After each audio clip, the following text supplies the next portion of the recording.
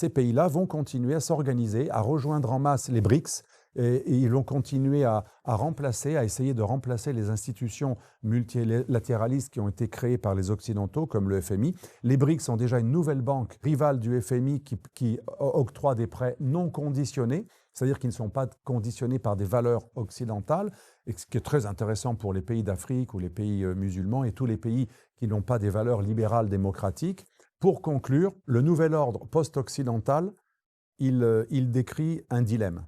Soit ce nouvel ordre va être instauré avec l'aval des Européens et des Atlantistes et de l'Amérique, c'est-à-dire le bloc occidental, il va négocier ce passage vers un autre système qui ne veut pas dire la destruction de l'Occident, mais ça veut dire que l'Occident devra accepter d'être un peu moins le centre, d'être un peu moins à l'origine et dans le contrôle des institutions internationales.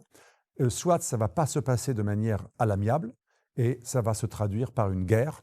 Et la guerre, comme souvent, va décider du nouvel ordre international.